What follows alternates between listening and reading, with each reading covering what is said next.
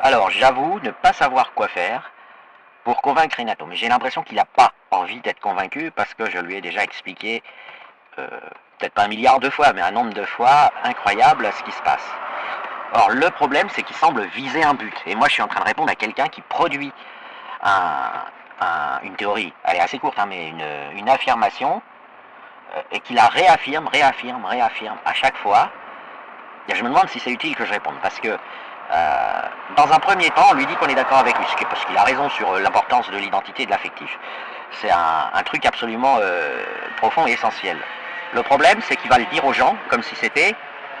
en fait, au départ, c'est sous-entendu. Il le dit aux gens comme si c'était le seul truc qui maintient contaminé à l'islam, qui maintient musulman, si vous préférez. Mais il le dit pas. Donc on peut passer 2 ans, moi c'est à peu près ce qui m'est arrivé avec lui dans l'espèce.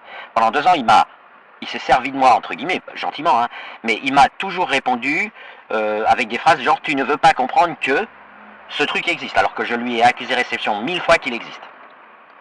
Récemment, j'ai eu de la chance, il a enfin dit « ce truc existe et c'est le seul qui compte ». Et il a même été plus loin par pédagogie, c'est pour ça que je dis qu'il sait qu'il ment et il vise un but. Il a dit « ce truc est la seule chose qui compte, est le seul vrai problème », et il a ajouté « et d'ailleurs, pour illustrer mon affirmation, je vais même encore plus loin, je vais vous choquer, même les apostats de l'islam sont musulmans ». Alors, même si, en tant que personne intellectuelle, on comprend que c'est au sens figuré, il persiste, il insiste. Donc il veut insister, probablement avec un but politique, que j'ai déjà décrit par ailleurs, donc je ne recommence pas. Mais moi, ça me gêne parce qu'en fait, il est tout simplement pas entendu par les autres. Il se fait contredire par des gens qui disent, mais non, qui comprennent pas qu'il soit aussi entêté sur ce slogan unique, martelé, martelé, martelé, sans préciser son but. Et là, par exemple, il vient de me répondre dans un tweet, tu comprends, Zineb a quitté l'islam dans sa tête, mais pas dans son cœur. Mais ce qui veut dire qu'il m'attribuerait l'idée complètement dingue que moi j'aurais dit qu'elle a quitté l'islam dans sa tête, mais pas du tout. Il n'y a pas de tête en islam, on ne quitte pas l'islam avec sa tête, on le quitte avec son cœur, c'est la base, la tête c'est un petit processus annexe qui va un peu vous aider à le quitter, et ça va échouer ou ça va réussir. L'islam est une capture du corps et une destruction du cerveau, donc vous ne quittez pas quelque chose avec un outil qui a été détruit par l'islam. Justement, on quitte l'islam avec le cœur, ou on le quitte pas, mais on le quitte avec le cœur ou on le quitte pas. Et donc finalement, on dit la même chose, mais à chaque fois, il a l'air de dire que on l'a contredit. Et moi, je pense que, en fait, bon, je l'ai déjà dit, hein, il veut absolument mettre au service de stratégies qu'il a en tête un diagnostic donc fabriqué dans ce sens. Donc il modifie un diagnostic parce que je ne peux pas soupçonner qu'il se trompe à ce point. Donc il modifie son diagnostic parce qu'il veut porter la focale là-dessus. Par contre, je crois qu'il y a réellement... Bon, alors Renato, il n'a pas travaillé énormément sur l'islam, il a côtoyé des musulmans, mais il ne connaît pas l'islam, il ne connaît pas les textes, et il ne connaît pas il y a des aspects spécifiques à l'islam si on ne s'immerge pas dedans, si on passe pas des années avec des terroristes, des islamistes, des musulmans qui se prétendent modérés, etc. On ne peut pas le comprendre. Mais il y a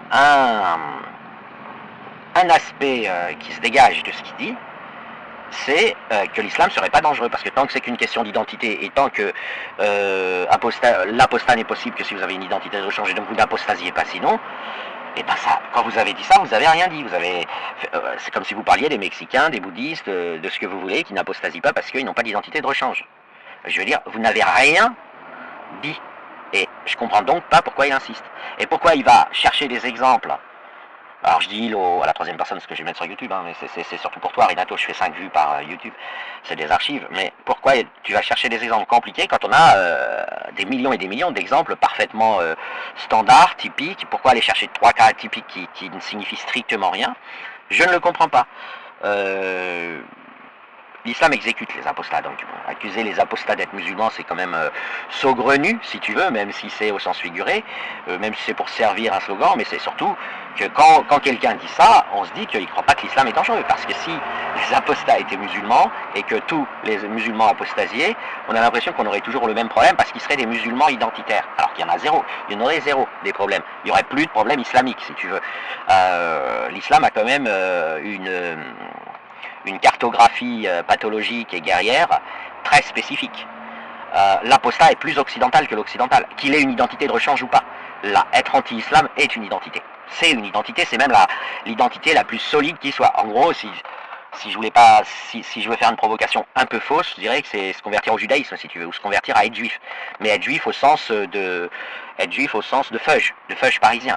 C'est-à-dire que l'apostat, il devient plus occidental que l'occidental, plus feuge que le juif, plus féministe que les féministes, etc. Enfin, faut se rendre compte que si tu prends une image avec des pixels noirs ou blancs, l'inversion définit l'image.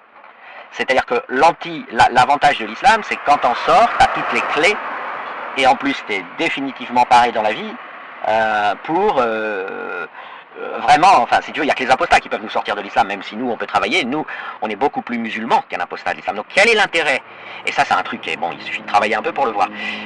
L'apostat n'ira jamais frapper sa femme, il sera jamais jaloux, l'islam se résume à l'antidaïoutisme plus quelques grosses merdes toxiques vis-à-vis des femmes. Bah l'apostat prend exactement l'opposé si tu veux. Donc un apostat il va jamais être jaloux, il va jamais battre sa femme, en moyenne je parle, je veux dire moins qu'un occidental, il va considérer que la femme n'appartient pas à l'homme, qu'il n'a pas à choisir le mari de sa fille, que ceci, sauf s'il est musulman, là il va lui interdire, mais je sais pas comment expliquer, l'apostat a vraiment tout compris, parce que c'est comme une image avec des pixels noirs et des pixels blancs, t'inverses, les noirs deviennent blancs et les blancs deviennent noirs, c'est la même image inversée, et de ce fait, comme l'islam a quasiment défini quasiment ce que c'est que le bien en l'appelant le mal, si tu veux, la seule chose que tu as à craindre d'un apostat, c'est qu'il devienne LGBTiste ou wokiste.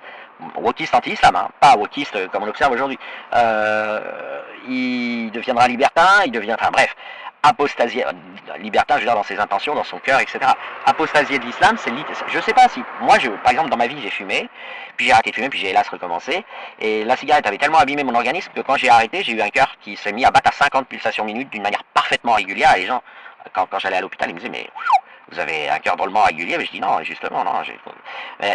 Voilà, c'est un phénomène assez similaire, c'est-à-dire que quand tu es guéri d'une maladie par des anticorps, tu es beaucoup plus solide que quand tu ne l'as pas encore attrapé, que tu dois porter un masque et te laver les mains souvent, mais que tu risques de l'attraper. Toi et moi, qui n'avons jamais été musulmans, on est plus musulmans que les apostats de l'islam. Et donc, tu vas pas être compris, je pense, si tu continues pour des motifs pragmatiques, hein, politiquement nobles, de focaliser sur les gens qui posent pas de problème, en gros les apostats d'islam ou les faux apostats, enfin bon bref, toute la pellicule, toute la chantilly qui tourne autour de la mafia islamique, tu vas pas être compris et mais quand je dis pas compris, c'est profond.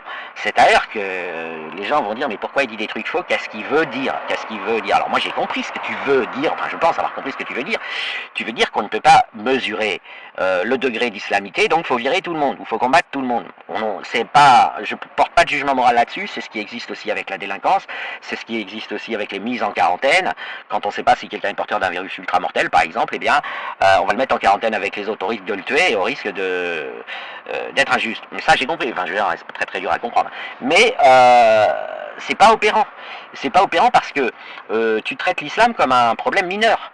Et c'est là où tu veux pas comprendre. L'islam est un problème majeur. Tu vas pas affronter l'islam en disant que c'est une culture ou une identité. L'islam, c'est une maladie grave. Ça ne peut être ni une culture ni une identité, même si ça a des manifestations partielles de culture et d'identité. Il y a beaucoup d'autres travers psychiatriques et mutilations très profondes de l'individu contaminé à l'islam. Si tu dis que c'est une identité, tu dis voilà, ok, on va les renvoyer en Algérie, je sais pas, tu vois, bah non seulement ils vont revenir, mais surtout ils vont pourrir. On peut pas laisser l'islam à la surface de la planète, c'est aussi simple que ça. Voilà, alors il envahit l'Occident parce qu'on se laisse faire. Les pays islamiques essaient de désislamiser tant bien que mal et c'est difficile. Mais ce que tu dis n'est pas compris.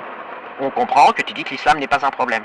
Quoi que tu veuilles dire, et même si tu fais des erreurs volontaires, d'abord tu donnes l'impression de ne pas connaître l'islam, ensuite tu donnes l'impression de penser que c'est un problème mineur d'identité ou de culture.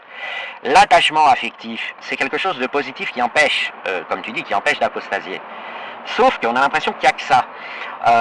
Or, l'attachement affectif, c'est-à-dire ce qu'on pourrait appeler des nationalismes, des traditionnalismes, des trucs comme ça, c'est très dur de s'en sortir. Mais ce n'est que des attachements affectifs. Ce qui fait que tu laisses penser aux gens à qui tu parles, qui seraient de banals nationalistes. Si tu veux, quand on t'écoute, on a l'impression que finalement un musulman n'est pas plus dangereux qu'un russe. parce que le russe aussi est attaché affectivement à la Russie, il est très patriote et tout ce que je veux. Ah, attends, tu comprends, enfin c'est... tu hooliganises l'islam, qui se transmet sur la descendance par endoctrinement et mutilation cérébrale, et donc tu dis oui, une personne elle ne peut pas abandonner sa famille, ses ascendants, etc. C'est vrai, mais ça c'est rien. S'il y avait que ça, on travaillerait dessus sereinement. C'est ça que tu veux pas comprendre, toi. C'est que ce que tu dis, on est d'accord avec toi que c'est une des difficultés de l'islam, mais que s'il y avait que ce problème, l'affaire serait réglée depuis longtemps. Ce serait un autre problème, quoi. Ce serait réglé, mais en 2 temps 3 mouvements par les institutions internationales. En fait, il y aurait tout simplement plus d'islam. Si ce que tu dis était vrai, il y aurait plus d'islam. Ça va pas. Tu veux pas analyser le handicap mental et l'atrophie des récepteurs du féminin et la peur de l'enjeu négatif. Tu as identifié ce qui est rattaché positivement quelqu'un à l'islam, si j'appelle positif l'attachement, l'amour si tu veux, mais tu rejettes absolument la possibilité pour des individus d'être psychiatriquement malades de peur. Voilà. Le musulman est quelqu'un qui est malade et qui a une peur, une phobie, comme rien de comparable n'existe en Occident, à part pour certaines personnes qui vont en HP et qui tremblent toute la journée en disant « Ah, je vois des fantômes, etc. » Eh bien, le musulman, c'est quelqu'un qui a appris à vivre avec cette peur totalement pathologique et totalement terrorisante de l'enfer, en tremblant pas, sans trop le montrer, avec des dérivatifs. Et toi, tu expliques aux gens que Sonia Mabrouk, comme elle est attachée à ses parents et à ses grands-parents, elle serait musulmane. Je sais pas si tu imagines. Enfin, c'est désastreux comme discours. Et puis tu vas convaincre une personne. Sonia Mabrouk ne pense pas qu'elle va aller en enfer. C'est absolument clair et net. Voilà, tu prends des paroles, des phrases, des positionnements politiques, des postures superficielles, et tu te mets à attraper en fait toutes les mauvaises personnes, les mauvais exemples, pour servir une idée que personne ne te conteste. On dit juste que c'est pas la seule chose. Voilà, imagine, je sais pas, qu'est-ce que je pourrais prendre comme exemple? J'en trouve même pas, parce que la peur générée par l'islam de l'enfer, c'est un enfer concret, ça n'a rien à voir avec la religion, c'est une vraie maladie, il n'y a même rien de comparable. Si tu veux, il y a des milliers et des milliers chaque année de parents qui tuent leurs enfants avant leur puberté pour qu'ils aillent pas en enfer par amour pour leur enfant, et qui font le sacrifice, qui se disent tant pis, moi je suis fichu, j'irai en enfer, mais mon enfant n'ira pas, et donc ils le tuent. Voilà. Je sais pas, c'est pas culturel ça, c'est pas parce qu'ils sont attachés à leur grand-père et à leurs parents qu'ils tuent leurs gamins. Non, c'est parce qu'ils veulent éviter à leurs gamins l'enfer et qu'ils se sont persuadés que pour eux c'était inévitable. Donc ils n'ont plus rien à perdre. Donc ils témoignent en quelque sorte dans un état d'esprit très confus, ils se sacrifient à leurs enfants si tu veux. Pour un musulman, la vie terrestre, même pour son enfant, c'est rien. Il pense à son salut, au paradis. Mais le paradis parce que négation de l'enfer, c'est-à-dire qu'il n'y a que 2 choix, paradis ou enfer, il n'y a pas de troisième voie en islam. Eh bien, tu crois vraiment que le père, et c'est des milliers de fois par an, hein, c'est étouffé, ça sort de temps en temps, mais c'est des milliers de fois par an, il faut observer ça à plein temps, il faut regarder, il faut fouiller, il faut chercher tous les éléments. Tu crois vraiment que le mec il va tuer son gamin par fidélité à ses parents? Et c'est la généralité. Alors beaucoup de parents musulmans ne le font pas, ils tuent pas leurs enfants. Donc du coup on n'en parle pas.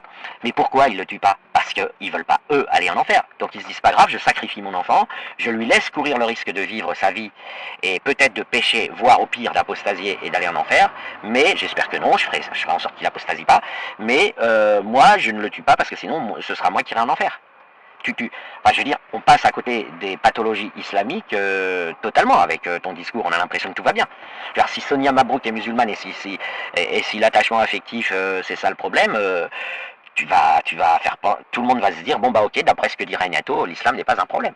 Parce que les mélanges culturels, les guerres culturelles, ça va 5 minutes, ça excite la droite à juste titre. Hein. Je veux dire, le multiculturalisme est une mauvaise idée, mais il l'est bien au-delà de l'islam. C'est-à-dire que éradiquer l'islam est une nécessité absolue, là où éradiquer le multiculturalisme, de manière générale, si on ne parle pas d'islam, est probablement préférable, mais on pense à 2 cultures cohérentes. On humanise. Toi, en fait, ce que tu fais, c'est que tu humanises l'islam. Enfin, voilà. Tu passes totalement à côté du fait qu'on a affaire à des androïdes une fois que les gens sont contaminés. Et qu'il y a des probabilités même qu'un modéré qui essaye de se retenir peut finir androïde. Et crois-moi, les androïdes, ils aiment pas leurs parents, ils savent même plus qu'ils existent, ils ressentent rien. Enfin voilà, je sais pas quoi te dire. En fait, c'est compliqué cette controverse. Enfin, c'est compliqué de communiquer avec toi parce que tu répètes toujours la même chose.